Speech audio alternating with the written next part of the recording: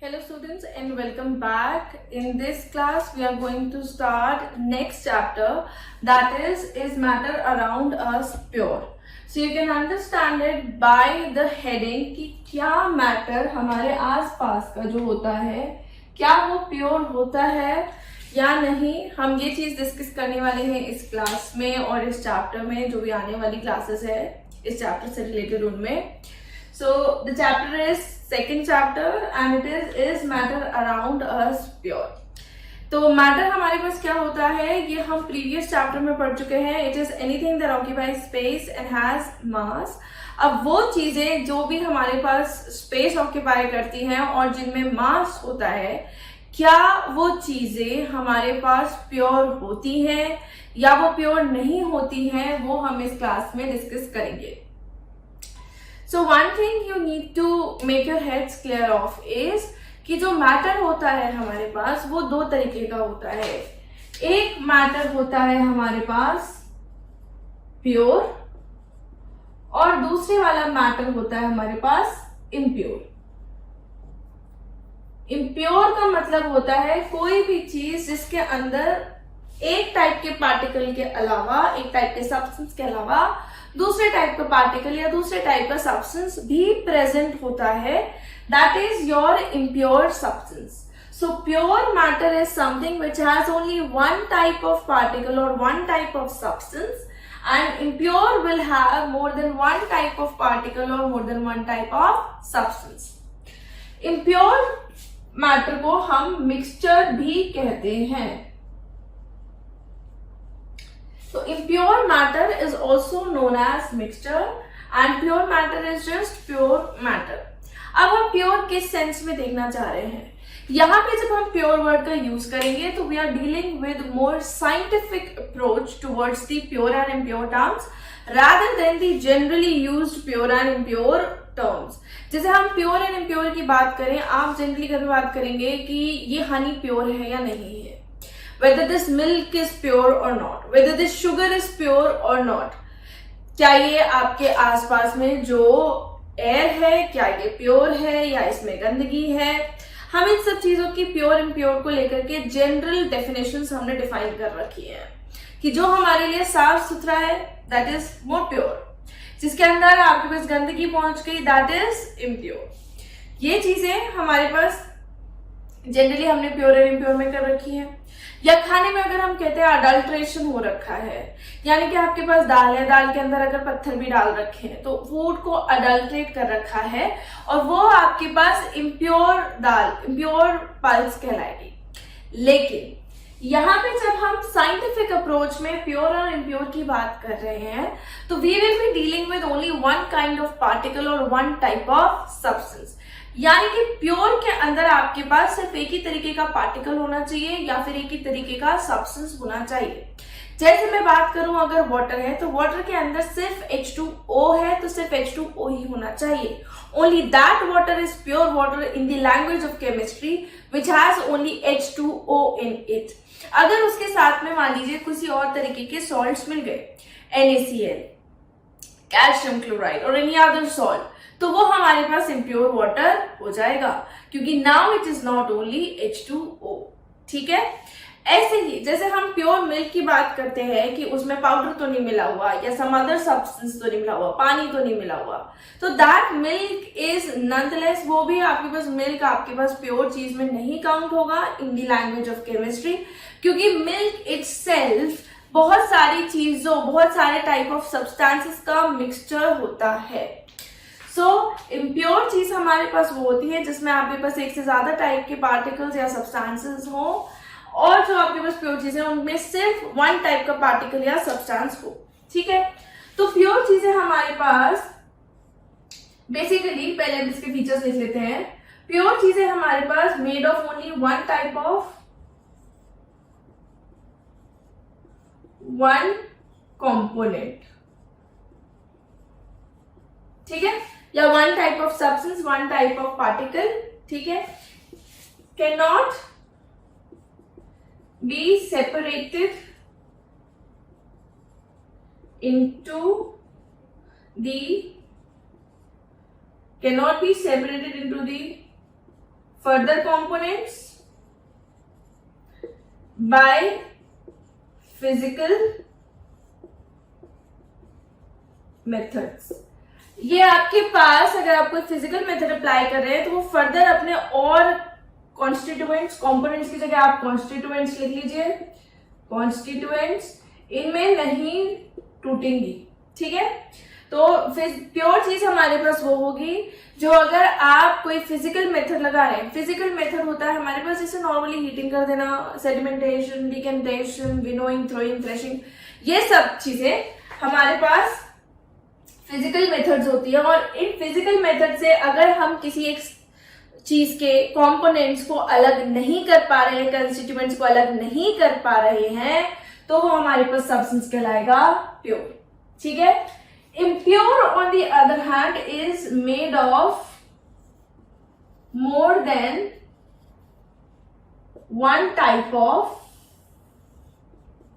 Particle या फिर component, ठीक है।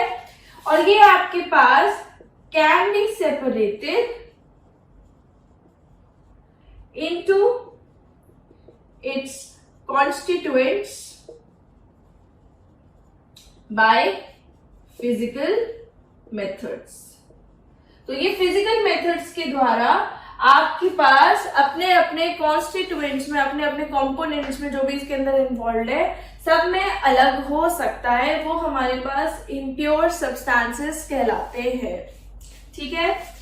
तो इसके एग्जाम्पल होंगे आपके पास, मान लीजिए जैसे आपके पास है H2O, if you have only N2, if you have only O2, या फिर आपके पास सिर्फ हीलियम एटम है, ये चीजें हमारे पास क्या हो जाती हैं, प्योर। और इम्प्योर में यदि अगर हम बात करें तो आपके पास दो चीजों का कॉम्बिनेशन जो कि एक दूसरे से केमिकली रिएक्ट नहीं कर रही हैं, क्योंकि केमिकली रिएक्ट कर जाएंगी तो वो आपके पास एक नया तरीके का सब्सटेंस बना देंगी विच itself can be pure.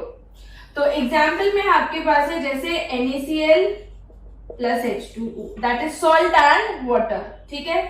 Air आपके पास मिक्सचर होता है, अलॉय हमारे पास मिक्सचर्स होते हैं, इन सब में आपके पास एक से ज्यादा तरीके की चीजें कंबाइन कर जाती हैं टू फॉर्म अ मिक्सचर, लेकिन ये आपस में केमिकली रिएक्ट नहीं करते, दैट इज व्हाई ये फिजिकल मेथड से टूट सकते हैं। तो आप इसमें चाहें तो आप ये पॉइंट भी लिख सकते हैं कि जो आपके पास कंपोनेंट्स है दे डू नॉट कंबाइन केमिकली। तो जो कंपोनेंट्स है आपके पास इसमें दे डू नॉट कंबाइन केमिकली, और इसके अंदर आपके पास केमिकल कॉम्बिनेशन हो जाता है, there is certain fixed composition is there. तो इसमें आप चाहें तो लिख सकते हैं फिक्स्ड कॉम्पोजिशन। जैसे कि वाटर के अंदर दो हाइड्रोजन के एटम और एक ऑक्सीजन का एटम है, तो हमेशा आपके पास कहीं से भी आप वाटर का सोर्स ले रहे हो, चाहे रेन वाटर हो, चाहे ग्राउंड वाटर हो, उसके अंदर कोई और चीज हो सकती है, देयर कैन बी इम्प्योरिटी। और अगर हम सिर्फ H2O की बात करें, पानी की अगर हम बात करें, तो चाहे आपके पास ग्राउंड वाटर है, चाहे रेन वाटर है, चाहे सी वाटर है, चाहे टैप वाटर है, चाहे डिस्टिल्ड वाटर है, सब में आपके पास हाइड्रोजन के दो एटम्स कंबाइन करेंगे एक एटम के साथ to make one molecule of water, ठीक है।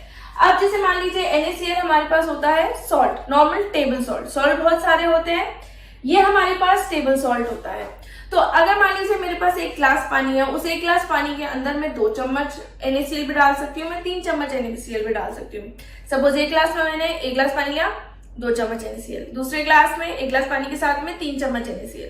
तो दोनों ही मेरे पास क्या है, मिक्सचर्स हैं जिसमें मेरे पास सॉल्ट एंड वाटर है, दोनों एक दूसरे से कंबाइन नहीं कर रहे हैं। फिजिकल मेथड से ये सेपरेट हो सकते हैं, क्योंकि अगर मैं इसको हीट कर दूंगी तो हमारे पास जो वाटर होगा वो इवेपोरेट कर जाएगा, और जो सॉल्ट है वो एज इट इज आपको रेसिड्यू में मिल जाएगा, ठीक है। लेकिन एक में हमारे पास अलग कॉम्पोजिशन ले रहे हैं, एक में हम अलग कॉम्पोजिशन ले रहे हैं, so they do not have any fixed composition, do not have fixed composition, ठीक है। तो ये हमारे पास कुछ पॉइंट्स हो गए हैं प्योर एंड इम्प्योर के। अब इनमें हम फर्दर देखते हैं इसमें हम कौन सी चीजों को क्लासिफाई करते हैं as pure and what type of substances are impure.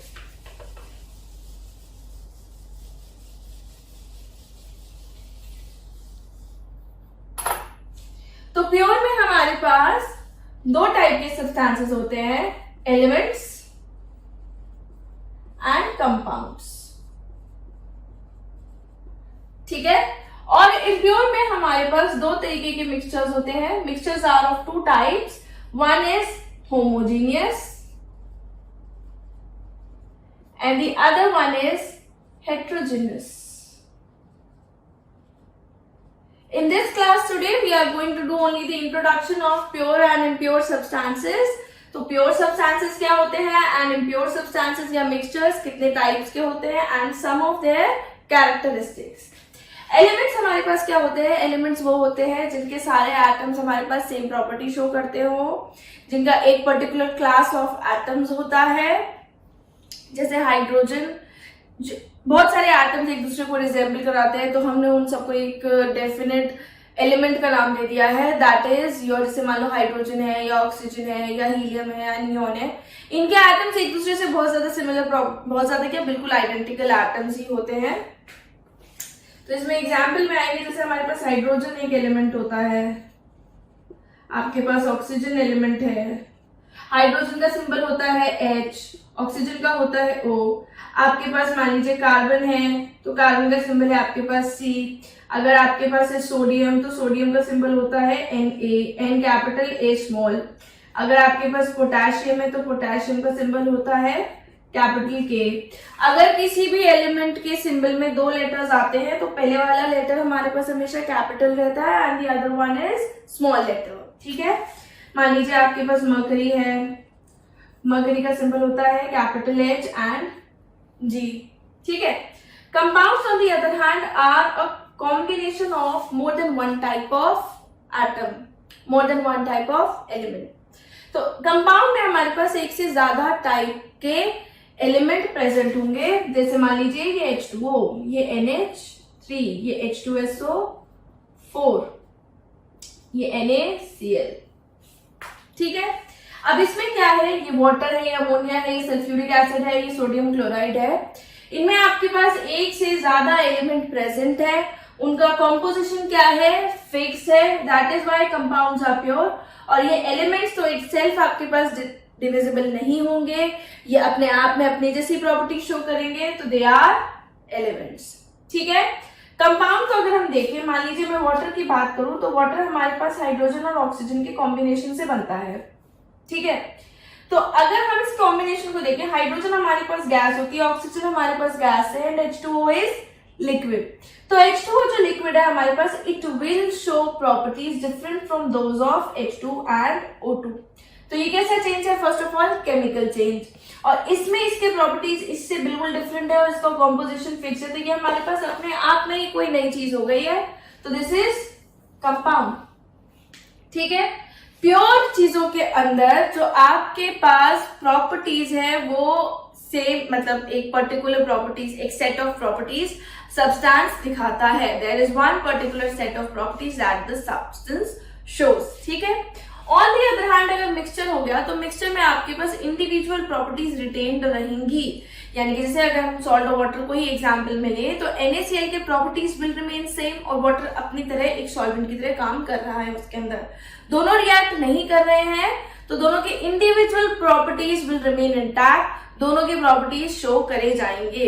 ऐसे ही अलॉयज में ले लीजिए, अलॉयज जैसे हमारे पास मिक्सचर होते हैं, अलॉयज में आपके पास क्या होता है, एक से ज्यादा एलिमेंट, मोस्टली मेटल्स कंबाइन करते हैं एक नॉट सो यूनिफॉर्म कॉम्पोजिशन में मेल्ट करके। तो उसमें क्या होता है, आपके पास दोनों या दो से ज्यादा अगर आपने एलिमेंट्स यूज किए हैं तो उन सब की प्रॉपर्टीज शो होते हैं, वो सब आपस में रिएक्ट नहीं करते। They have, alloys have the properties of all the elements that are used to make that alloy, ठीक है। अगर हम ब्रास की बात करें, ब्रास आपके पास जिंक और कॉपर से बना हुआ है, तो ब्रास के अंदर जिंक और कॉपर दोनों के ही प्रॉपर्टीज शो होंगे, तो इसमें आपके पास individual properties of the elements और of the materials that are combining to form the mixture are retained. On the other hand, in a compound, the individual properties are lost and there is the formation of some new substance, ठीक है। तो ये जो substance है हमारे पास, this is pure, ये pure था अलग, ये प्योर था अलग, ये दोनों कंबाइन के मिक्सचर नहीं बना क्योंकि ये दोनों केमिकली रिएक्ट कर गए। रिएक्ट करने के बाद they are making some compound and that compound is on further not pure.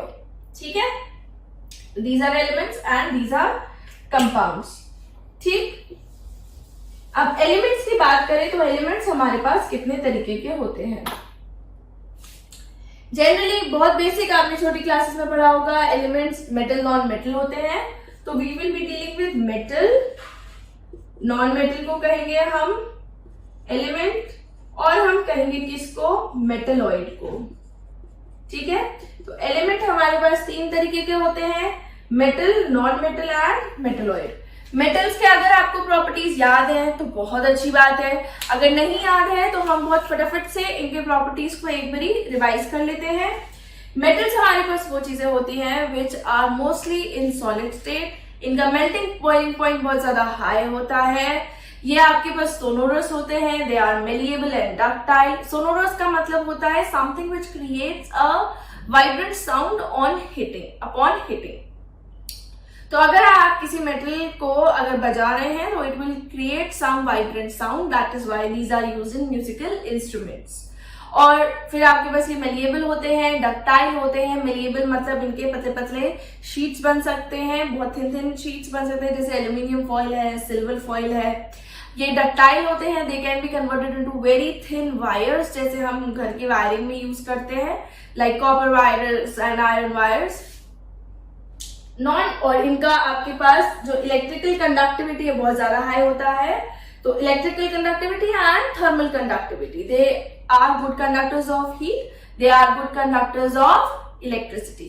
Mostly they are in solid state, लेकिन इसमें एक्सेप्शन होता है रूम टेम्परेचर। रूम टेम्परेचर होता है 25 डिग्री सेल्सियस। 25 डिग्री सेल्सियस पे आपके पास मरकरी ऐसा एक मेटल होता है विच इज लिक्विड, और इससे ऊपर मान लीजिए 30 डिग्री सेल्सियस पे चले गए तो आपके पास गैलियम और सीजियम भी लिक्विड फॉर्म में एग्जिस्ट कर जाएंगे। तो ज्यादा नहीं, जैसे 303 केल्विन के ऊपर आपके पास ये वाली चीजें जैसे गैलियम और सीजियम है, they will also behave as liquids, वो लिक्विड फॉर्म में कन्वर्ट हो जाती हैं। So you can write it down as exception, like जो मैंने पॉइंट्स बोले हैं अगर आपको याद है तो बहुत अच्छी बात है, अगर नहीं याद है तो आप पॉइंट्स लिख सकते हैं। They are generally solids, they have high melting point and boiling point. अच्छा, उसमें आप एक्सेप्शन में लिख दीजिएगा mercury, it is liquid at room temperature, and caesium and gallium becomes liquid at 30 degree Celsius. ठीक है, approximately a little above the room temperature. फिर उसके बाद में you can write down they are sonorous, they are malleable, they are ductile, they are lustrous, यानी कि बहुत shiny होते हैं। फिर उसके बाद में आप लिख सकते हैं they are good conductors of heat, they are good conductors of electricity, they are very much dense, तो they have high density, they have good tensile strength. Tensile strength होती है ज्यादा वेट होल्ड करने की कैपेसिटी, तो क्योंकि इनका density बहुत ज्यादा होता है they can do that, they have high tensile strength. ठीक है, अब हम आए अगर नॉन मेटल्स के ऊपर। नॉन मेटल्स में अगर हम बात करें तो इनके बिल्कुल क्वाइट ऑपोजिट मेटल्स के प्रॉपर्टीज नॉन मेटल शो करते हैं, that is they are mostly in the gaseous state. Liquid में आपको मिलेगा ब्रोमीन, ब्रोमीन आपको लिक्विड फॉर्म में मिलेगा, कुछ आपको नॉन मेटल सॉलिड में मिल सकते हैं, जैसे कार्बन आपको ग्रेफाइट या डायमंड की फॉर्म में सॉलिड फॉर्म में मिलेगा। Iodine you will get in solid form. ठीक है, तो non metal, sulphur you can get in solid form. तो नॉन मेटल्स हमारे पास ये चीजें हो गई। They are non malleable, they are non ductile, they are non sonorous, they are non lustrous, ये वाली चीजें हो गई। लेकिन लस्ट्रस में या फिर ये क्योंकि बहुत ज्यादा सॉफ्ट होते हैं, यू कैन राइट डाउन कि नॉन मेटल्स आर सॉफ्ट। इसमें आपके पास एक्सेप्शन होता है, जो डायमंड होता है हमारे पास, diamond is an allotrope of carbon. अगर आपको नहीं पता तो मैं बता देती हूँ, डायमंड एंड ग्रेफाइट जो होते हैं ये आपके पास एलोट्रोप्स ऑफ कार्बन होते हैं। एलोट्रोप्स ऑफ कार्बन, एलोट्रोप्स का मतलब होता है कोई भी चीज एक पर्टिकुलर एलिमेंट की डिफरेंट डिफरेंट फॉर्म्स में अगर एग्जिस्ट कर रही है, मतलब एलिमेंट सेम है दोनों के अंदर, it is also carbon, it is also carbon, but they are physically different, तो एक दूसरे से फिजिकल प्रॉपर्टीज में डिफर करते हैं। डायमंड हमारे पास बहुत सॉफ्ट होता है, ग्रेफाइट, डायमंड हमारे पास बहुत हार्ड होता है और ग्रेफाइट हमारे पास बहुत सॉफ्ट होती है। तो diamond and graphite are allotropes of carbon, they are non metal. Diamond में आप लिख सकते हैं एक्सेप्शन कि बहुत ज्यादा हार्ड होता है, तो it is exception for non metals. तो carbon in the form of diamond is very much hard, it is one of the hardest natural occurring substance. और दूसरी बात आप लिख सकते हैं कि डायमंड हमारे पास बहुत ज्यादा लस्ट्रस होता है because it is shiny. Iodine भी हमारे पास बहुत ज्यादा शाइनी होता है, ठीक है। और एक्सेप्शंस जैसे मान लीजिए नॉन मेटल्स होते हैं, they are poor conductors of heat and electricity. On the other hand graphite in the carbon in the form of graphite is a good conductor of electricity. Graphite हमारे पास exception हुआ किसका? Electricity का। Diamond हमारे पास exception हुआ किसका? Lustrous nature का and also the hardness, it is very much hard, जो कि नॉन मेटल नहीं होते, एंड इसमें बहुत ज्यादा लस्टर होता है जो नॉन मेटल्स में नहीं होता। Graphite is a good conductor of electricity, जो कि नॉन मेटल्स नहीं होते। कार्बन एक नॉन मेटल है, लेकिन इन दोनों फॉर्म में ये थोड़े से एक्सेप्शंस शो कर देता है। मेटलॉइड्स हमारे पास वो चीजें होती है जो कि इंटरमीडिएट प्रॉपर्टीज दिखाएं मेटल और नॉन मेटल की। जनरली मेटलॉइड हमने कंसिडर टर्म इसलिए किया है क्योंकि ना तो ये पुअर कंडक्टर्स होते हैं, ना ही ये वेरी गुड कंडक्टर्स होते हैं लाइक मेटल्स, ठीक है। मेटलॉइड्स हमारे पास बेसिकली सेमीकंडक्टर्स होते हैं कि अगर हम कुछ इसमें तरीका यूज कर लें, कुछ इसमें डोपिंग वोपिंग कर लें, तो ये हमारे पास कंडक्टिंग नेचर दिखाना स्टार्ट कर देते हैं। तो इटसेल्फ ये कंडक्टिंग नहीं होते, but with some effort we can induce conductivity in these elements. So they are semiconductors. So they fall between the metals and the non-metals. You have metalloids. ठीक है? एग्जाम्पल में आप लिख सकते हैं जैसे सिलिकॉन, तो this is pure elements, metal, non metal and metalloid. अब अगर हम कंपाउंड्स की बात करें, कंपाउंड्स में हमारे पास दो तरीके के होते हैं। कंपाउंड्स होते हैं, अच्छा अगर आपको मेटल नॉन मेटल का एग्जाम्पल लिखना है तो आप लिख सकते हैं मेटल में जैसे आपके पास सोडियम है, पोटेशियम है। सोडियम पोटेशियम सॉफ्ट मेटल्स होते हैं, they are not very hard. Iron है, मैग्नीज है, जिंक है, कोबाल्ट है, ये सब हमारे पास मेटल्स। नॉन मेटल्स जो हम बहुत ज्यादा यूज करते हैं, ऑक्सीजन है, कार्बन है, नाइट्रोजन है, these all are non metals, ठीक है। अब कंपाउंड्स की बात करें, कंपाउंड्स हमारे पास दो तरीके के होते हैं। You have one is the inorganic compounds and the other one is organic compounds.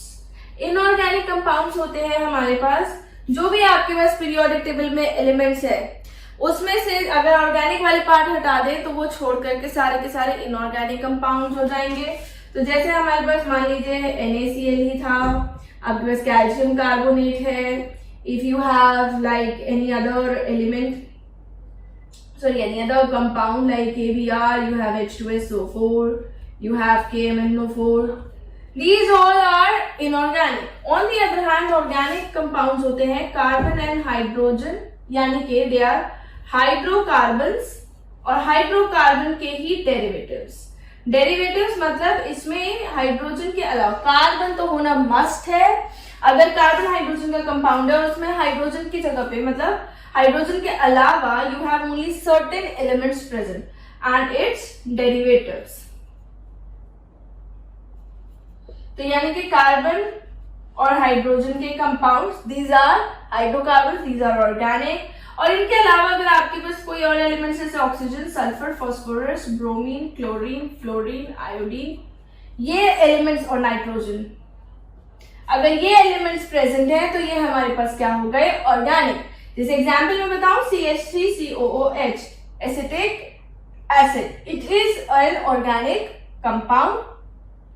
अगर हम बात करें मान लीजिए CH3NH2 की, ये भी हमारे पास एक ऑर्गेनिक कंपाउंड है। कार्बन और हाइड्रोजन के अलावा इसमें इनमें से एक एलिमेंट प्रेजेंट है, ठीक है। तो these are organic compounds, these are hydrocarbons and its derivatives, ठीक है। Now coming on to the mixture वाला पार्ट। मिक्सचर्स हमारे पास क्या होते हैं? मिक्सचर्स हमारे पास हम डिस्कस कर चुके हैं क्या चीजें होती हैं। वो चीजें जिसमें एक से ज्यादा तरीके का आपके पास एलिमेंट हो या कंपाउंड हो। तो basically you have more than one type of element और more than one type of compound, क्योंकि एलिमेंट इटसेल्फ प्योर है, कंपाउंड इटसेल्फ प्योर है, पर आपने एक से ज्यादा एलिमेंट या कंपाउंड ले लिया है and they are not reacting, और वो आपस में रिएक्ट नहीं कर रहे हैं. So what are they forming by being together? They are forming a mixture. तो वो हमारे पास मिक्सचर बना रहे हैं. मिक्सचर दो तरीके के होते हैं. You have homogeneous mixtures and then you have heterogeneous mixtures. Homogeneous mixtures are those mixtures जिसमें आपके पास सिर्फ थ्रू आउट एक ही फेज प्रेजेंट होता है. कोई भी पार्टीशन का लेयर नहीं दिखता आपको उन एलिमेंट्स या कंपाउंड्स के बीच में. There is particular transparency between them. तो homogeneous mixture are those and these mixtures are also known as solutions. ठीक है. तो homogeneous mixtures have no distinction layer. तो यानी कि only one phase is present. Therefore only one phase throughout एक ही phase रहेगा इसमें. ठीक है. एग्जाम्पल में जैसे मान लीजिए हम देखें सॉल्ट एंड वाटर.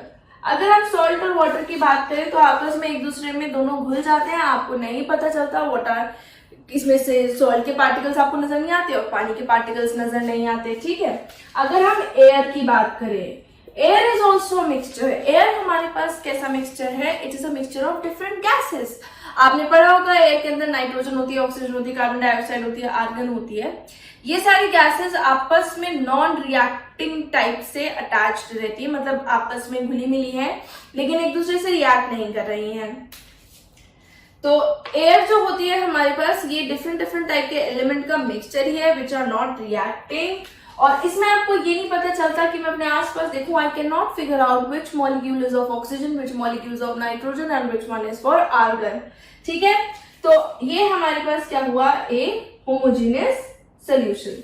तो आपको बिल्कुल कोई डिस्टिंक्शन लेयर नहीं दिखेगा. अगर एक कंटेनर है उसके अंदर आपके पास एक होमोजेनियस सोल्यूशन है तो you can not distinguish between the different components of the system.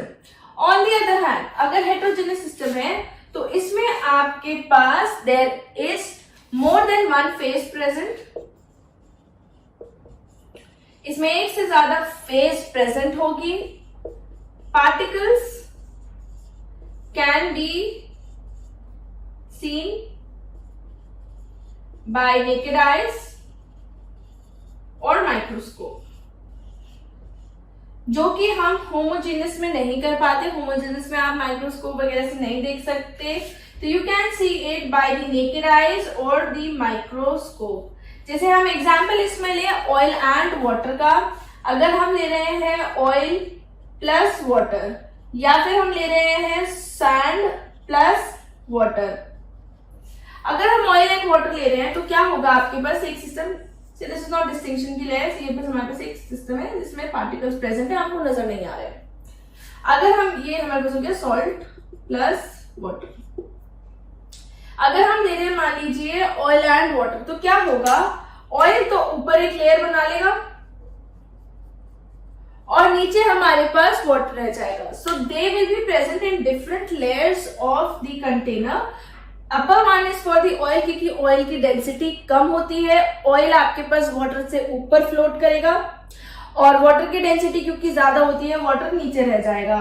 तो ऑयल वाटर में this thing is oil and this one is water. आपको अच्छे से नजर आ जाएगा. ऑन दी अदर हैंड अगर हम सैंड वाटर की बात करें तो पानी ऊपर रह जाएगा और नीचे आपके पास सैंड आ जाएगी. ठीक है. तो इसमें भी आपके पास दो अलग अलग लेयर्स बन रही हैं. तो this is your heterogeneous mixtures. So mixtures in which you can see the particles by the naked eyes और बाय माइक्रोस्कोप, जिसमें एक से ज्यादा फेज प्रेजेंट हो. जैसे आपके पास मान लीजिए हम मिल्क की बात करें या बटर की बात करें, दे आर नॉट ट्रांसपेरेंट. उसमें भी आपके पास डिफरेंट फेजेस प्रेजेंट है और उसमें पार्टिकल साइज आप माइक्रोस्कोप से देख सकते हैं. So those are also heterogeneous mixtures. तो होमोजेनियस मिक्सचर्स को हम कहते हैं क्या? सॉल्यूशंस या फिर ट्रू सॉल्यूशंस, बिकॉज एक दूसरे में दोनों बहुत अच्छे से मिक्स हो जाते हैं. So these are called true solutions. ठीक है. Heterogeneous on the other hand, जैसे मैंने मिल्क और बटर का एग्जांपल लिया, मैंने सैंड और वाटर का एग्जांपल लिया. मिल्क और बटर में आप बहुत इजीली डिस्टिंग्विश नहीं कर सकते लेयर्स को. On the other hand sand and water के अंदर आप डिस्टिंग्विश कर सकते हैं. दोनों ही हमारे पास हेटेरोजेनियस मिक्सचर्स है, लेकिन दोनों अलग अलग टाइप के हेटेरोजेनियस मिक्सचर्स पहुंच जाएंगे. तो one is your colloidal solutions and the other one is your suspension.